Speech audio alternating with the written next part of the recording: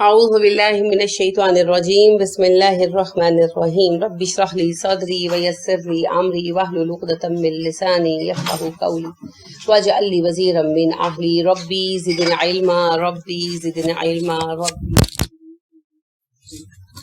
السلام علیکم ورحمۃ اللہ وبرکاتہ. آج سورۃ الانعام کی آیت نمبر 61 سے ہم پڑھیں گے. 61. واہ اور ہوا وہی ہے. القاہر غالب. قہر کا لفظ ہم اردو میں استعمال کرتے ہیں، تم پر قہر ٹوٹے گا وغیرہ. قاہر کا مطلب ہوتا ہے پورا غلبہ رکھنے والا. فوق کا اوپر، عبادی ہی اپنے بندوں کے. ہی کی ضمیر اللہ کی طرف ہے، یہ ہو تھا ہی ہو گیا. فوق نے اس کو زیر دی. وہ القاہر فوق عبادہ، وہ بہت غلبہ رکھنے والا ہے اپنے بندوں کے اوپر. یعنی اللہ رب کریم پوری طرح غالب ہے. جہاں کسی کو ڈھیل ملتی ہے، غلط کام کے باوجود چھوڑ دیا جاتا ہے، تو یہ کسی مجبوری کی وجہ سے نہیں ہوتا، یہ اللہ کی ذاتی حکمتیں ہیں. تو اگر کسی کو باوجود نافرمانیوں کے نعمتیں مل رہی ہیں، پیسہ مل رہا ہے، آسانیاں مل رہی ہیں، تو یہ سب کچھ اللہ رب کریم کی ذاتی مصلحتیں ہیں، یہ اللہ رب کریم کے اپنے پلان ہیں.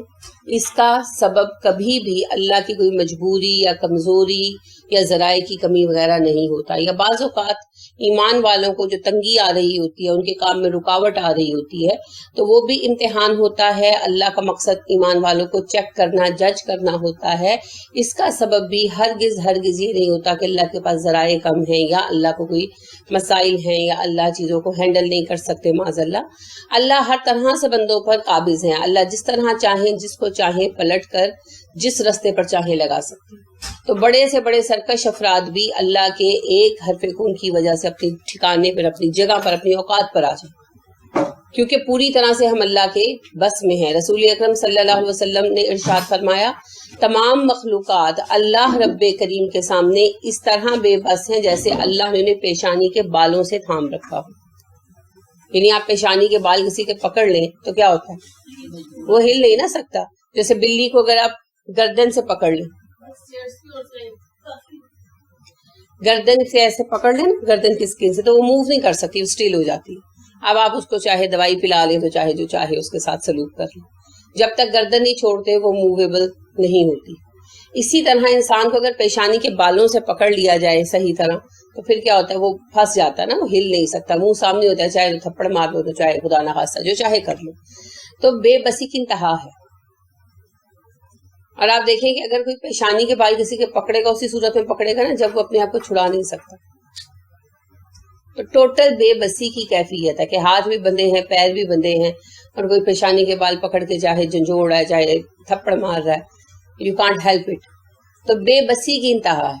تو اللہ رب کریم کے سامنے ہم اسی طرح عاجز ہیں جس طرح ہم ایک ایسے بندے کے سامنے عاجز ہوں جو ہمیں پیشانی کے بالوں سے پکڑے اور ہمیں جو ہمارے عمل کی سزا یا جزا دینا چاہے دے.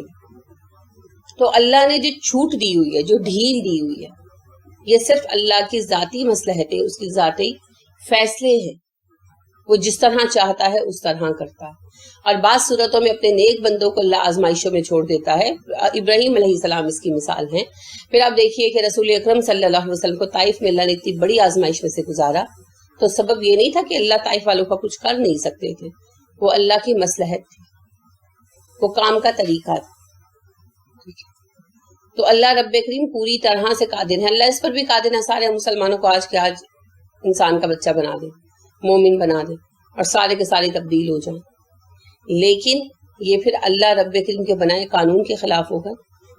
اس لیے اللہ رب کریم قانون کے تحت چیزوں کو لے کر چلتے ہیں، اپنی قوت کے تحت نہیں. اگر قوت کے تحت فیصلے کیے جائیں تو پھر تو فیصلے چکے ہوں. ٹھیک ہے، تو اللہ پوری طرح سے ہم پر قادر ہے. وَيُرْسِلُ، وہ بھیجتا ہے. وا حرف عطف ہے، ملا رہا ہے دونوں جملوں کو. یرسلو وہ بھیجتا ہے، رے سین لام سے ہے نا، اور ہے کیا یہ فعل مضارع، مذکر مؤنث، مذکر ہے اور واحد، مذکر واحد हाजिर या गायब? गायब। मुजारे मुजक्कर वाहिद गायब। युरसिलू वो भेजता है, अलैकुम तुम पर, हफाजतन निगहबान, वही है जो तुम पर निगहबान मुकर्रर करता है। कौन निगहबान है? फरिश्ते। दो तरह से है ना, एक करामन कातिबीन जो आते हैं वो हमारे हर फिल पर निगहबान होते हैं, और जो हम करते हैं वो लिखते जाते हैं। और उसके अलावा जो हमारे गार्डियन एंजल होते हैं, हमारे हिफाजती फरिश्ते, वो भी तो आते हैं। तो वो हमारे साथ ना हो तो हम पता नहीं अपना कितना नुकसान कर बैठे, वो हमें हर वक्त प्रोटेक्ट कर रहे होते हैं। तो बहुत दफा जिंदगी में आप कहते हैं ना, मैं बस ऐसे जा रही थी तो गाड़ी आई तो ऐसे लगा जैसे मुझे खींच के पीछे कर लिया, तो लगता नहीं है वो वाकई बचाया जाता है। वो एक लम्हा पहले मेरा दिल घबराया और मैं घर से निकल आई तो पीछे छत बैठ गई, ऐसे वाकया जिंदगी में होते हैं, बहुत दफा होते हैं। वो दिल ऐਵੇਂ नहीं घबराता, वो आपको उठाकर बाहर ले जाया जाता है कि जिसकी लिए हिफाजत का फैसला है, यानी उसको बचाना है, तो फिर जो उनकी हिफाजत पर मुकर्रर फरिश्ते हैं वो साथ रहते हैं, शर से भी बचाते हैं। तो हर इंसान, रसूल अकरम सल्लल्लाहु अलैहि वसल्लम ने फरमाया, जब सुबह उठता है तो उस पर एक मुहाफिज फरिश्ता मुकर्रर किया जाता है। एक हर किसी के साथ है, चाहे वो काफिर है चाहे वो मुस्लिम है। तो जब वो उठता है उस पर एक मुहाफिज फरिश्ता उतरता है, जब तक वो कोई शिरकिया काम नहीं करता फरिश्ता उसके साथ रहता है। तो जब वो कोई शिरकिया काम करता है या कोई धागा पहनता है, यानी हदीस के अल्फाज में है कि या वो तमीमा बांधता है, तो तमीमा असल में तावीज की अरब शक्ल थी। अरबों में उस जमाने में पेपर तो होता नहीं था ना कि तावीज इस तरह लिख कर पहन ले, तो वो दरख्तों के ऐसे सीड होते थे जो खराब नहीं होते थे, तो वो उन सीड्स को लेकर धागे में पिरोकर दम करके तो लोगों को दिया करते थे पहनने के लिए, उसे तमीमा कहा जाता था। तो तमीमा तावीज की पुरानी शक्ल थी। अब जाहिर फिर आगे चमड़ा आया, उस पर लिखा जाने लगा तावीज, लिहाजा फिर उसके बाद बड़े सगीर में भोज पत्थर के पत्तों पे लिखा जाता था। तो आज भी कभी आप कदीम किताब कोई देखें तो उस पे लिखा होता है कि भोज पत्थर के पत्ते पे लिखो, क्योंकि उस जमाने में लिखने के लिए भोज पत्थर ही इस्तेमाल होता था। पत्ता था, एक दरख्त था, उसका पत्ता था, चौड़ा होता था और ड्राई होकर टूटता नहीं था, ठीक है, उसमें खासियत थी। तो उसके ऊपर लिखकर उसको रोल कर करके रखते, इट इज कॉल्ड भोज पत्थर। तो यानी इस तरह से लिखने के लिए मुख्तलिफ चीजें इस्तेमाल होती थी, तो उन पे लिखा जाता था। फिर हिरन की झिल्ली पे लिखा जाता था, क्योंकि हिरन की झिल्ली बड़ी शफाफ होती है ना, उसके ऊपर इस तरह बाल नहीं होते, और उसको जब साफ कर दिया जाता है तो वो उसके अंदर एक थोड़े मोटे कागज वाली सी उसकी कैफियत हो जाती है, टूटती नहीं है, तो उसके ऊपर लिखा जाता था। तो लिहाजा मुसलमानों में जब तावीज़ों का रिवाज आया तो हिरन की झिल्ली पर तावीज़ लिखने का बड़ा रिवाज आया। तो वज़ाइफ की किताबों में लिखा होता है से हिरन की झिल्ली पर लिखे, तो उस जमाने में कागज नहीं होता है आप तावीज़ ही लिख रहे हैं तो फिर कागज में ही लिख लो। खैर, तो आप सल्लल्लाहु अलैहि वसल्लम ने इरशाद फरमाया कि जो तमीमा बांधे, तो तमीमा में तावीज़ की हर शक्ल शामिल है, इब्न अब्बास कहते हैं। तो आप सल्लल्लाहु अलैहि वसल्लम ने फरमाया कि जब तक कोई शिरकिया काम नहीं करता। अब शिरकिया काम मुख्तलिफ हो सकते हैं, अपना आज का दिन कैसा गुजरेगा देखना, या किसी बाबा जी के मज़ार पर हाजिरी देकर फिर काम पे जाना, कोई भी ऐसी चीज। तो आप सल्लल्लाहु अलैहि वसल्लम ने फरमाया जब तक सितारों का हिसाब चेक करना, बिल्कुल कोई भी ऐसी चीज देखना। तो आप सल्लल्लाहु अलैहि वसल्लम ने फरमाया जब तक वो कोई शिरकिया काम नहीं करता या तमीमा नहीं बांधता तो वो साथ ही रहता है। तो जब वो कोई शिरकिया काम करता है या तमीमा बांधता है तो फरिश्ता कहता है अब तू इसी धागे के हवाले है, मैं जा रहा हूँ, और वो चला जाता है। वरना अल्लाह के फजल से हर बंदे के साथ एक मुहाफिज फरिश्ता मौजूद रहता है। फिर जो अस्कार करने वाले लोग हैं तो उनके साथ फिर और भी फरिश्ते आते हैं। इसमें एक अहम बात समझने की ये है कि गुनाहों की सबब से निगरान फरिश्ता छोड़कर नहीं जाता, शिर्क के सबब से छोड़कर जाता। आपने ये नहीं कहा कि जैसे ही कोई गुनाह करते हो तो छोड़कर चला जाता है, नहीं, जब शिर्क करते हैं तब छोड़कर जाता है। वो सिर्फ हमारे आमाल लिखते हैं, वो हेल्पर्स नहीं है, ठीक है, वो किसी काम में दखल नहीं देते, वो सिर्फ हमारे आमाल लिखते हैं, ठीक है। जो मुशरिक लोग हैं, लाजमी बात है उनके ऊपर फरिश्ते तो उतरते हैं क्योंकि ये अल्लाह का कानून है, लेकिन जैसे ही शिर्क का आगाज होता है वो जाकर अपनी देवी को दंडोत करते हैं या जो भी, तो वो फिर कहते हैं कि ओके बाय बाय, आए तो थे हम, लेकिन अगर तुम्हारा ट्रस्ट इस पत्थर के बुत पर है, अगर तुम्हारा ट्रस्ट इस तावीज पर है, साईं बाबा की तस्वीर पर है, तो ओके, इनके साथ रहो, बी विद देम। क्योंकि अल्लाह के बंदे और शैतान के बंदे इकट्ठे नहीं रह सकते। تو رہ گئے کرامن کاتبین، ان بیچاروں کی تو مجبوری ہے، ان کی تو ڈیوٹی ہے نا، وہ جیسا بھی بندہ انہوں نے رہنا ہی رہنا، تو بہت کچھ جھیلتے ہیں ہمارے ساتھ رہ کر. لہٰذا رسول اکرم صلی اللہ علیہ وسلم فرماتے ہیں کہ جب کوئی جھوٹ بولتا ہے تو اس کی جھوٹ کی اسمیل اتنی زیادہ ہوتی ہے کہ فرشتے یعنی کرامن کاتبین 40 کوس دور چلے جاتے ہیں. یعنی آپ سوچیں کہ ان کو کتنی اذیت ہوتی ہے اور کتنی بار ہوتی ہے. تو بس یہ ہمیں سوچنا چاہیے. جس طرح ہم محفل میں آتے ہیں تو ہم کہتے ہیں کہ نہیں اچھا چلو بغلوں میں پرفیوم اسپرے کر لوں، باہر جانا ہے پرفیوم نہیں لگانا ہے لیکن اندر تھوڑا سا لگا لوں تاکہ ساتھ بیٹھے کو اسمیل تو نہ آئے. سوچتے ہیں نا. تو پھر فرشتے بھی ہمارے ساتھی ہیں اور قیامت کے دن بھی انشاءاللہ ساتھی بنیں گے. قیامت کے دن یا تو گناہ گار ہونے کی صورت میں یہ ایک جو ہے وہ اعمال نامہ لے کر چلے گا اور ایک جو ہے وہ ہونکتا رہے گا، اور جو نیکوکار ہیں، اور اگر نیکوکار ہوگا تو یہ فرشتے جو ہیں یہ ساتھی بنیں گے حشر کے میدان. تو انہوں نے قیامت کے دن بھی ساتھ ہونا ہے، ہونا لازمن ہے، چاہے ہم پر گواہ بن کر بطور نگران جیلر وغیرہ چلے اور چاہے جو ہے ہمارے ساتھی بن کر ہمیں حشر کے میدان تک لے کر جائیں. یہ ہمارے نامہ اعمال پر منحصر ہے.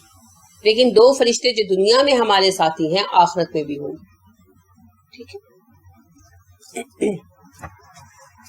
حتیٰ یہاں تک کہ ارا جب جا آئی احدکم تم میں سے کسی ایک کی، احدہ کوئی ایک، کم تم میں سے، الموت موت. یہ کم کے میم پر پیش کیوں ہے؟ کم کی بجائے کمو کیوں ہے؟ اتنا سوچنے کا مسئلہ نہیں ہے، آگے مل رہا ہے. ٹھیک ہے، آگے لام کے ساتھ مل رہا ہے، یہ کوئی بڑا مسئلہ نہیں ہے. ٹھیک، ملنے کے لیے آراب میں تھوڑی بہت تبدیلی ہو جاتی ہے. احدکم الموت تم میں سے کسی ایک کی موت، توفت ہو تو فوت کرتے ہیں اس کو، توفت اصل لفظ ہے اور ہو ضمیر ہے. کیا ہے توفت؟ فعل ہے، ماضی ہے، مؤنث ہے، غائب ہے، واحد ہے. توفت وہ اس کو فوت کرتی ہے. تو یہ آیا وہ اس کو فوت کرتے ہیں کے لیے، کیونکہ فرشتوں کے لیے آیا.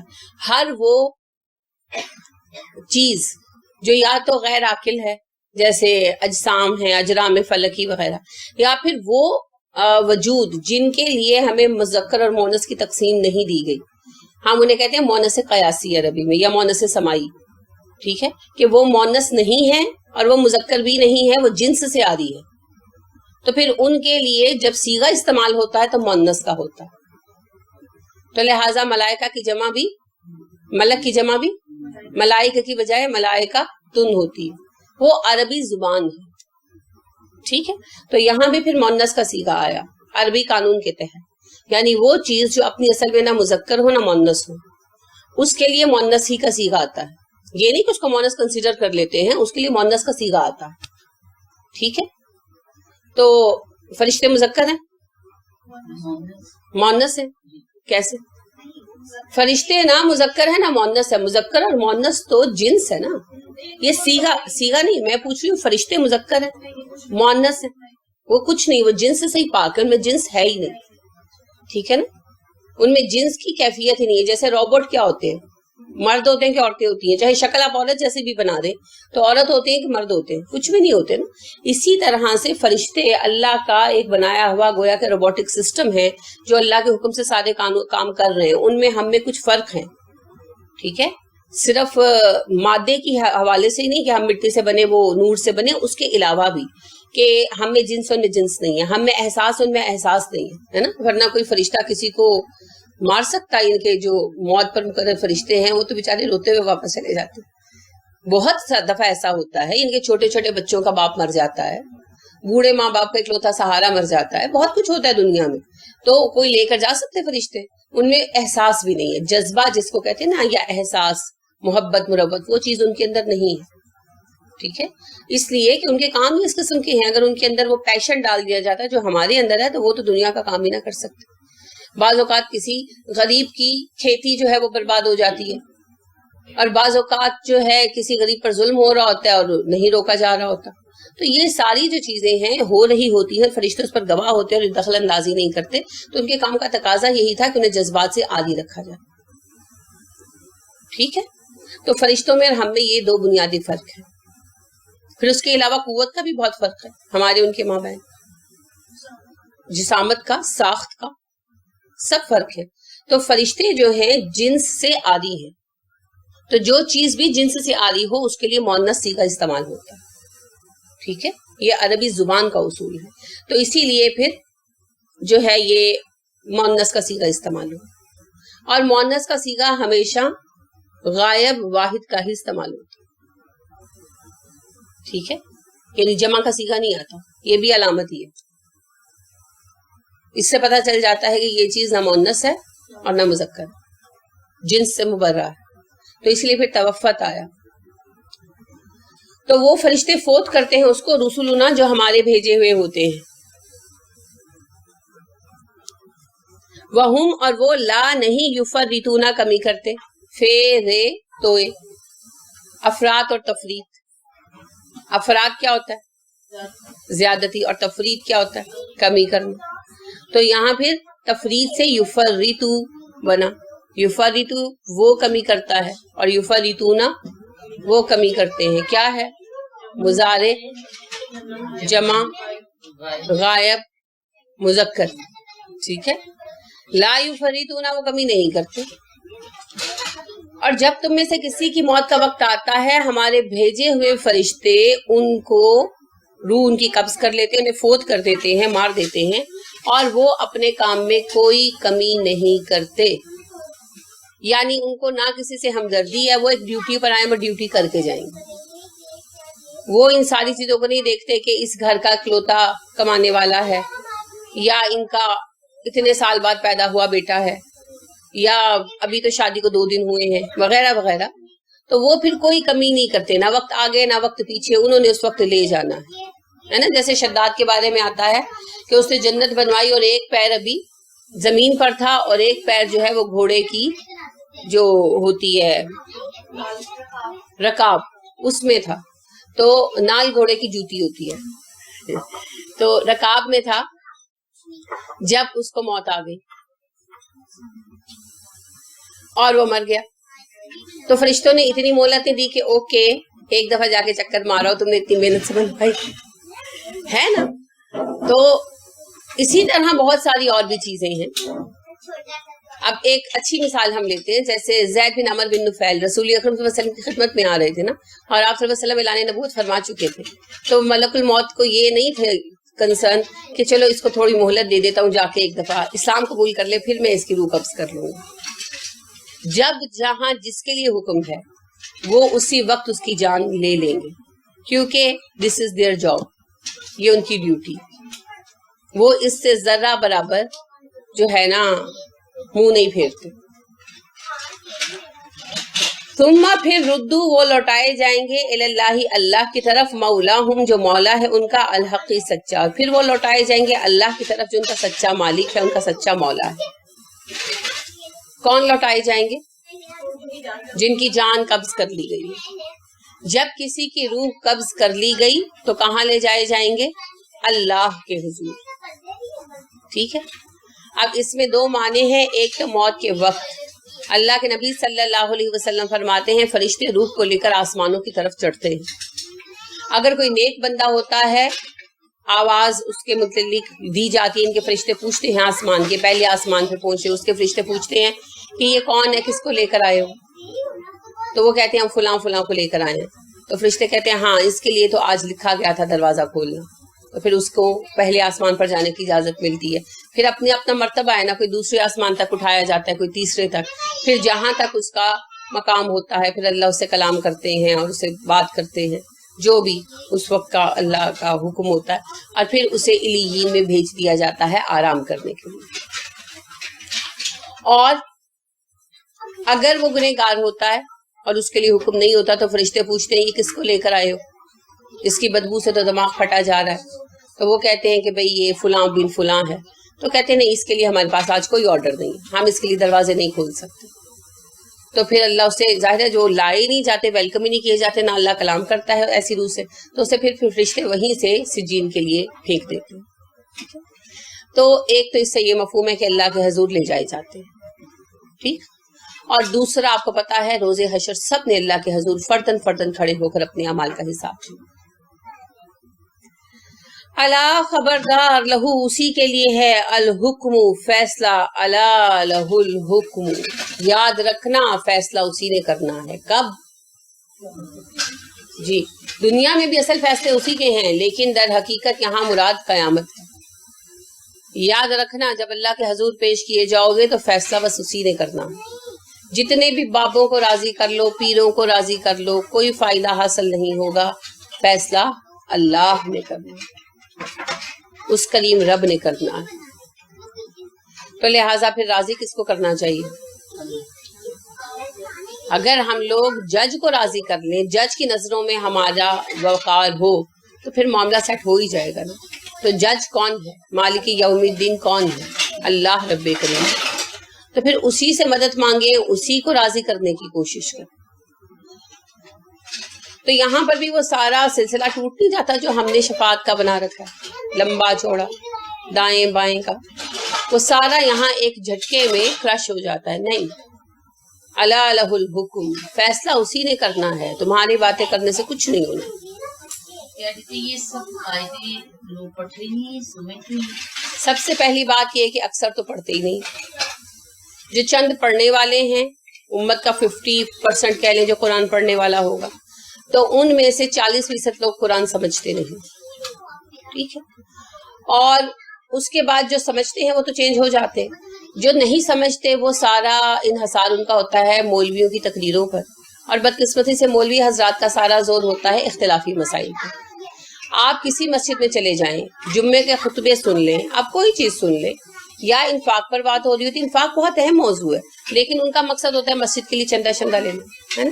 تو وہ مقصد کے تحت کام ہوتا ہے، انما الاعمال بالنیات، تو پھر وہ اصل مقصد نہیں حاصل ہوتا. دوسری بات یہ ہوتی ہے کہ 99% جو بیانات ہوتے ہیں ان کا موضوع سنی وابی مسائل ہوتے ہیں. اس کی برائی، اس کی برائی، اس کی برائی، اس کی برائی، اس پر اعتراض، اس پر اعتراض، 3 طلاق کے 1 طلاق، ہے نا، بس یہی کچھ چلتا رہتا. حالانکہ یہ سارے مسائل ایسے ہیں جن میں بہرحال رائے کو دخل ہے. تو اگر کسی سے اجتہاد میں غلطی بھی ہوگی تو جہنم میں نہیں ڈال دیا جائے گا، ہے نا. اجتہاد میں جس سے غلطی ہو گئی اس کے لیے آدھا اجر ہے. تو ان مسائل کو تو وہ ڈسکس ہی نہیں کرتے، بلکہ میں آپ کو بتاؤں اکثر علماء کو خود بھی پتہ نہیں ہوتا، کیونکہ قرآن پڑھنے کا ٹائم ہی نہیں ملتا ان کو ساری زندگی. جب وہ درس نظامی کرتے ہیں 8 سال کا، ان کو صرف فقہ پڑھایا جاتا ہے. وہ فقہ کی زد میں ایسے آتے ہیں کہ ساری عمر صرف فقہ ہی پڑھتے رہتے ہیں. فقہ سے نکلیں تو قرآن پڑھیں نا. وہ آگے سے آگے شریعت کی کتابیں، لا کی کتابیں پڑھتے رہتے ہیں، اور اللہ کی کتاب پڑھنے کے لیے وقت نہیں نکال پاتے. لہٰذا PhD ہونے کے باوجود بھی عربی میں قرآن نہیں جانتے. جب ہم لوگوں نے عربی کا ڈپلوما کیا تو ہمارے ایک استاد مصری تھے، ابراہیم بن ابراہیم الصالح. انہوں نے سب سے پوچھا کہ آپ عربی کیوں سیکھنا چاہتے ہیں؟ سب نے اپنی اپنی ریزنز دی. تو انہوں نے مجھ سے بھی پوچھا، تو میں نے کہا سب میں قرآن سمجھنا چاہتی ہوں. تو انہوں نے کہا بہت اچھی بات ہے، لیکن خالی عربی سیکھنے سے آپ کو قرآن نہیں آئے گا. اگر ایسا ہوتا تو کوئی عربی دان جاہل نہ گمراہ نہ ہوتا، یعنی کہ کوئی اہل زبان جو ہے وہ جاہل نہ ہوتا. میں نے کہا سر آپ ٹھیک کہہ رہے ہیں، لیکن عربی میڈیم ہے، میں اس لیے سیکھنا چاہتی ہوں. خیر اس وقت انہوں نے بات کی، میں نے بھی سنی، لیکن آج میں اس بات کو بہت یقینی طور پر مانتی ہوں کہ خالی عربی سے مسئلہ حل نہیں ہوگا جب تک ہم قرآن کو اللہ کی کتاب مان کر نہیں پڑھیں گے. ان کے فہم آ گیا نا، ہم اس قابل ہو گئے. قرآن سے 2 طرح کا فہم حاصل ہوتا ہے. ایک ہے گہرا فہم جسے آپ تدبر کہتے ہیں، اس کے لیے تو بہت زیادہ علم کی ضرورت ہے. دوسرا ہے تذکیر، یعنی نصیحت، صحیح راستے کی نصیحت، یاد دہانی. اس کے لیے بہت ڈیپ جانے کی ضرورت نہیں ہے، یہ اللہ نے کھلا رکھا ہے. لہٰذا اللہ رب کریم فرماتے ہیں نا لقد یسرنا القرآن للذکر، نصیحت کے لیے، یاد دہانی کے لیے ہم نے قرآن آسان کر دیا. فہل من مدکر، کوئی ہے جو یاد دہانی چاہتا ہو، نصیحت چاہتا ہو؟ تدبر کے لیے نہیں کہا. تدبر میں تو پھر کوشش کرنی پڑتی ہے، بہت کوشش کرنی پڑتی ہے. جتنی بھی وہ ہے نا کہ گڑ ڈالو اتنا میٹھا ہوتا جائے گا. لیکن تذکیر کے لیے صرف 2 چیزیں درکار ہیں. تذکیر کے لیے صرف 2 چیزیں درکار ہیں. ایک، آپ قرآن سے براہ راست بات کر سکیں، یعنی عربی کا اتنا فہم کہ آپ قرآن کے معنی سمجھ سکیں. اور دوسرا، جب آپ قرآن پڑھیں تو قرآن کی بات کو فائنل مانے. قرآن کا بیان پڑھنے کے بعد اپنے بڑوں کو، اپنی قوم کو، اپنے خیالات کو، اپنی فلسفی کو چھوڑ دیں، جس میں یہ دو چیزیں آئیں گی، تذکیر یعنی اصلاح اور نصیحت کی حد تک وہ قرآن سے خود ہی حق جو ہے نا فائدہ اٹھا لے. اب بڑی تعداد تو وہ ہے جس میں قرآن سے بات کرنے کی صلاحیت ہی نہیں، یعنی وہ قرآن کو خود نہیں سمجھ سکتے. تو پھر وہ کیا کرتے ہیں؟ تفسیریں پڑھتے ہیں. اب قرآن کا مطلب پتہ نہیں، ایکسپلینیشن پڑھنے چل پڑتے ہیں. اس میں بہت ڈیٹیلڈ بحثیں ہوتی ہیں، ہر تفسیر مختلف نوعیت کی ہے. کوئی فقہی موضوعات پر لکھی گئی ہے، کوئی اختلافی موضوعات پر لکھی گئی ہے، کوئی زبان پر لکھی گئی ہے، کوئی خاص جو ہے نا سنیوں کے عقیدوں پر لکھی گئی ہے، کوئی بریلویوں کے عقیدے پر لکھی گئی ہے، کوئی وہابیوں کے عقیدے پر لکھی گئی ہے. تشریح لکھتے وقت کس کے ذہن میں کیا ہے، یہ تو تشریح یعنی جو مفسرین ہیں، ماہرین ہیں، وہی بتاتے ہیں. وہ تبصرے کرتے ہیں کہ یہ ایسی ہے، یہ ایسی ہے، یہ ایسی ہے. 2-4 تفسیریں ایسی ہیں جو عام بندے کے لیے لکھی گئی ہیں. جیسے اسرار صاحب کی بیان القرآن ہے، انہوں نے کسی چیز کو ٹچ نہیں کیا، صرف عام معنوں کو ٹچ کیا ہے. یا مولانا مودودی ہیں، انہوں نے بھی عام اس کو ٹچ کیا ہے. اب ڈاکٹر فرد صاحبہ کی بھی آئی ہے، کچھ اور بھی ہوں گی، لیکن عربی اردو میں میری نظر سے تو یہی ایسی گزری ہیں جس سے عام بندہ بھی فائدہ اٹھا سکتا ہے. ورنہ بنیادی طور پر ہر تفسیر اپنے موضوع اور اپنے حلقے کے لوگوں کے لیے گویا کہ بنائی گئی، اور وہ انہی حدود کے اندر رہتے اور گھومتے ہیں اور اپنے ہی عقائد کو ڈیفینڈ کرتے ہیں. تو ایسی تفسیروں سے پھر لوگ فائدہ نہیں اٹھا پاتے، وہ اور الجھ جاتے ہیں، اور زیادہ الجھ جاتے ہیں. ابھی پیچھے میرے پاس ایک بچی آئی ہوئی تھی، تو وہ یہی کہہ رہی تھی کہ جو کتاب پڑھو ایک عالم دوسرے کی کاٹ کر رہا ہوتا ہے، جس کا بیان سنو ایک عالم دوسرے عالم کی برائی کر رہا ہوتا ہے.